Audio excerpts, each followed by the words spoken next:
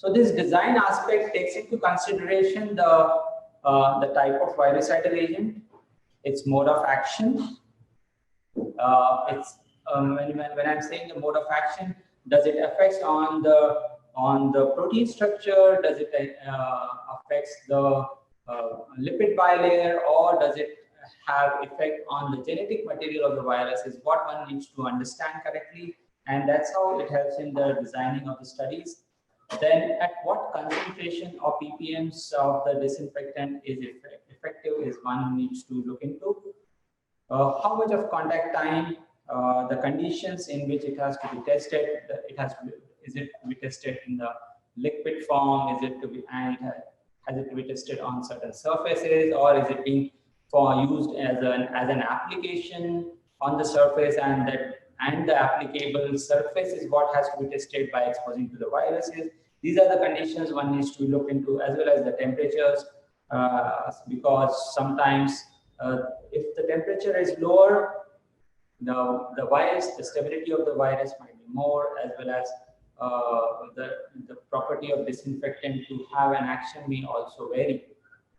So those conditions should be looked into. Next is the model viruses that are available to be tested. So when I'm talking about model viruses, it basically means that the viruses should be representative ones that needs to be tested.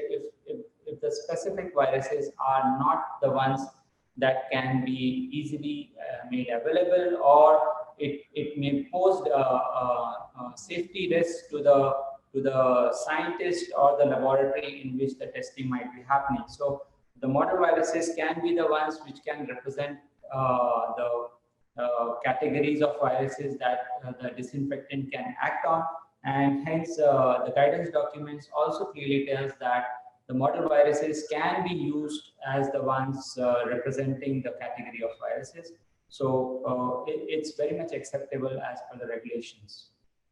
The testing model, do you want to also look into which testing model it will work on? The efficacy can be evaluated correctly.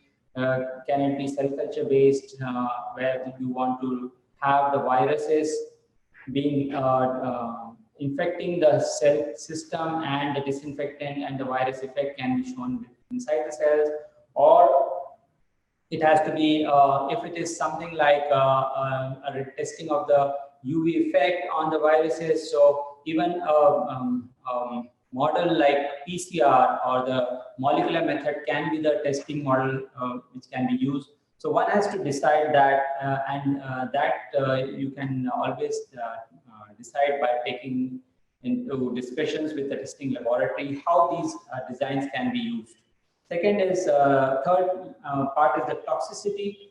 If the test system used is the cell culture based model, does the disinfectant have a cytotoxic effect onto the testing model itself? One needs to overcome that first and then ensure the testing can be successfully performed. Next is neutralization effect. So the disinfectants have, if there is a time point based studies, there has to be neutralization of the effect at those study time points, so that it ensures that the sustained effect can be neutralized, and the viruses can be then put into test system for a given time point study.